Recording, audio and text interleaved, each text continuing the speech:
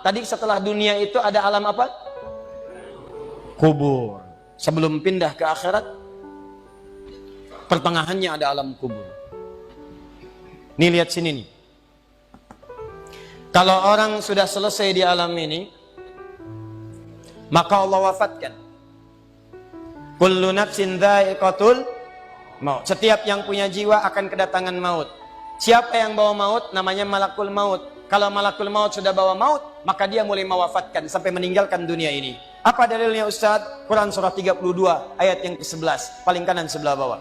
Qul yatawaffakum malakul mautil ladzi wukkila bikum. Kata Allah, katakan Muhammad kepada semua umatmu, setiap yang punya nyawa itu akan diutus malakul maut untuk mencabut nyawanya. Datang maut, makanya orang yang belum meninggal, yang belum dicabut, namanya disebut oleh Al-Quran dengan nama mayitun. Nih, ada ya-nya, ada taknya. Ya-nya ada tasdidnya begini. Mayit, kalau ada tasdid berarti artinya CM, calon meninggal. Jantung jangan tersinggung kalau dikatakan mayit ya. Iya. Sama dengan ustaz. Iya. Innaka mayyitun wa innakum mayyitun. Engkau mayit, mereka pun mayit. Engkau akan wafat, mereka pun wafat. Cuman Allah membedakan waktu-waktu wafatnya. Barangkali tidak sama semuanya. Bisa antum duluan, saya belakangan, mungkin. Atau mungkin juga ditukar, jangan salah, bisa ditukar. Saya belakangan, antum duluan, bisa. Gak ada bedanya Ustadz. Ya sudah, saya duluan, bisa setelah antum. Nah, dipakai tasdid. Kalau datang maut, maut datang. Maut lewat malakul maut. Maut ini mengambil nafas, diambil tasdidnya nih, ambil ke atas. Begitu diambil, qul yatawaffakum malakul mautil ladzi wukkila bikum. Kullu nafsin dha'iqatul. Ya ayyatuhan nafsul mutmainnah, sesuatu yang tenang. Dalam bahasa Arab disebut dengan sukun. Sukun itu tenang, alamatnya sukun bulat. Bulat ini bulat dalam ilmu lugah. Bulat jadinya hilang tasdidnya. Maka kalau mayit itu artinya nyawanya sudah tidak ada. Mayitun masih ada nyawa, diambil malakul maut jadi mayitun. Nih alam kubur. Begitu pindah ke sini, datang malakul maut, dicabut nyawanya, maka diwafatkan, ditinggalkan dunia ini. Maka orang mengatakan telah meninggal dunia. Artinya apa? Ditinggalkan dunianya. Lihat sini, fokus. Karena alam kubur beda sifatnya dengan dunia, lain tempatnya, lain keadaannya, maka lain pula bekalnya. Jangankan alam kubur, beda tempat di dunia saja sudah beda keadaannya. Anda orang Indonesia ingin datang ke Malaysia, kalau bekalnya tidak ada Anda bawa, tidak akan mungkin Anda bisa masuk. Apa di antara bekalnya? Ada paspor yang mesti distempel begitu masuk imigrasi.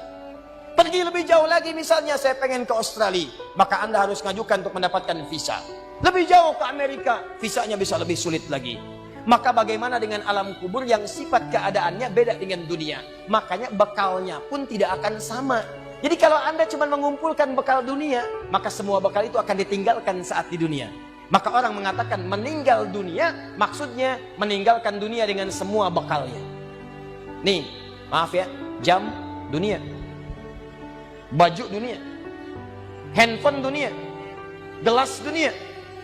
Jadi semua yang kita dapatkan di dunia, rumah yang luaskah, mobil yang mewahkah, pakaian yang glamorkah, kalau sudah meninggalkan semua alam dunia itu, maka hilanglah semua yang kita kenakan. Habis semua kita tinggalkan. Walaupun Anda koleksi yang bagus-bagus, tetap tidak akan pernah dibawa. Jangankan Anda, yang mengantarkan saja tidak akan menyertakan. Silahkan cek. Anda punya koleksi mobil paling bagus, apakah saat wafat dikuburkan dengan mobilnya? Tidak. Anda punya handphone paling mewah, kenangan tingkat tinggi. Di handphone itu suka dipakai bikin status tentang hadis, tentang ayat, tentang tafsir. Tiba-tiba ketika akan wafat, Anda wasiat kepada istri Anda tercinta. Mama, ini handphone kesayangan Papa, handphone bekal ibadah. Tolong kalau meninggal, kuburkan dengan handphonenya. Kalau Mama kangen, miss call aja. Mustahil. Tuh air, mereknya Bengkulu Fillah. Nikmat di dunia, tapi apakah ketika masuk ke alam kubur dibawa? Tidak. Selesai. Maka bagian pertama, Anda mesti sadar, ini yang mau saya sampaikan. Dan dari sini, saya akan lebih fokus kepada apa yang ingin saya sampaikan. Kita mesti sadar teman-teman sekalian, pertama kata Allah kita akan wafat.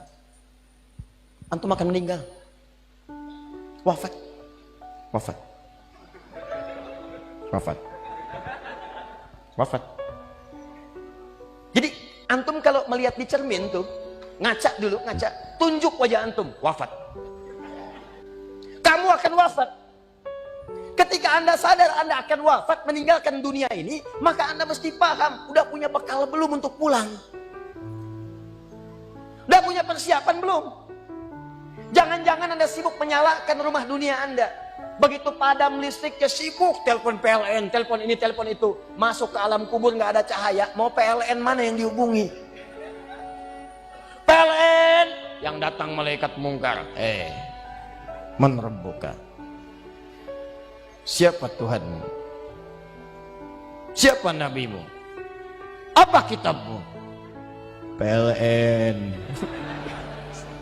Gelap. Gelap. Dan gelap. Karena itu orang-orang yang tidak siap dengan kehidupan berikutnya, maka mohon maaf, dia akan merasa ketakutan ketika meninggalkan dunia ini. Bahkan ada yang saking takutnya, malaikat langsung bergerak untuk memaksa dia cepat meninggalkan tubuh dunianya. Muncul Quran surah ke-8 ayat ke-50. Kata malaikat, akhriju anfusakum. Kamu ini susah banget pulangnya, maka dipukulin oleh malaikat. Pukul, pukul, pukul, pukul. Teman-teman, karena alam kubur itu bekalnya bukan bekal dunia, maka Anda tidak akan pernah bisa membawa cahaya dunia ke alam kubur. Maka saya ajak Anda pada malam hari ini, coba ayo kita berubah. Tolong pikir baik-baik, tidak akan ada yang abadi. Dan besok pun belum tentu hidup. Demi Allah saya katakan, Allah bisa mewafatkan kita pada malam hari ini. Saya cuma mau tanya sebentar aja renungkan. Tolong tanya pertanyaan saya ini, tanyakan pada diri Anda sebelum tidur. Kalau Allah wafatkan Anda pada malam ini, sudah siapkan Anda dengan bekal pulang Anda kepada Allah? Karena itu hukum mengatakan, orang yang tidak punya bekal, maka dia tidak siap untuk mudik. Tuh lihat Ramadan tuh. Ntar sebentar lagi, tersisa tinggal 2-3 bulan ke depan, datang bulan Ramadan. Begitu di ujung Ramadan, orang semua siap-siap mudik. Demi Allah saya katakan, saya pernah mengadakan survei kecil-kecilan. Saya tanyakan pada sementara orang yang tidak mudik. Saya tanya, kenapa nggak mudik? Ustadz, nggak ada bekal. Dunia saja tidak punya bekal, malu mudik. Tidak punya bekal, susah mudik. Tapi yang punya bekal, oh dia nyari sebanyak-banyaknya. Begitu sebelum berangkat, tiba waktunya raya, dia siapkan. Bahkan ada yang kemudian mencari motor terbaik. Motornya Honda bebek, bekalnya singa. Motornya bebek, bekalnya singa. Karena bekalnya lebih banyak dibandingkan dengan sifat kendaraannya. Kendaraan kecil, motornya modifikasi. Tambah lagi pelepah pisang. Tambah lagi dus 1. Tambah belakang yang lain lagi. Numpuk semua di belakangnya. Dituliskan kemudian tulisan, aku pulang sayang, jemput ya. Masya Allah. Luar biasa. Kenapa? Karena tahu dia punya bekal untuk pulang. Dan yang dikunjungi pun dihubungi terlebih dahulu. Aku mau pulang. Maka yang di sana menyiapkan segala perlengkapan untuk menyambut yang pulang. Silahkan cek. Begitu tahu akan ada yang pulang mudik, maka rumah dicet. Makanan diada-adakan. Semua dimunculkan. Bahkan yang tidak ada pun menjadi ada. Cuma setahun sekali. Luarnya kongwan, dalamnya rangginang. Idul Fitri. Anda pun begitu. Jadi kalau dunia saja punya sifat mudik, maka akhirat pun demikian. Orang-orang yang punya petanya cuma dunia saja, maka selesai hidupnya di sini. Kata Allah, nih saya berikan gambaran. Yang visinya cuma sampai sini, maka saya berikan semua kenikmatan dunianya seperti yang dia inginkan. Tapi begitu selesai ini, ditenggelamkan di alam kubur sampai kedalaman yang paling dalam. Turun ancaman. Allah tidak menginginkan semua manusia larut di sini. Tapi kata Allah, saya tidak maksa. Nih saya berikan gambaran kepada Anda. Kata Allah, turun surah Al-Humazah. Wailul likulli humazatin alladzi jama'a malahu wa yahsabu anna malahu akhlada. Kata Allah, hei yang terlampau sibuk dengan dunia. Suaminya sibuk cari harta, hitung lagi, hitung lagi, hitung lagi. Istrinya sibuk kumpul-kumpul dengan sesamanya, cuma membicarakan harta suami. Sosialita yang senang dengan kumpul-kumpul saja, tidak ada manfaatnya, cuman ngobrol, cuman gibah, cuma macam-macam. Makanya ketika menyebutkan kalimat saling cela, saling ngobrol, menggunakan tak marbutah. Tak marbutah menunjuk pada perempuan. Wailul likulli humazatil lumazah, pakai tak, sedangkan tak sifat menunjuk pada perempuan. Muslim laki-laki, kalau ingin jadikan perempuan tambah tak di ujungnya, muslimah.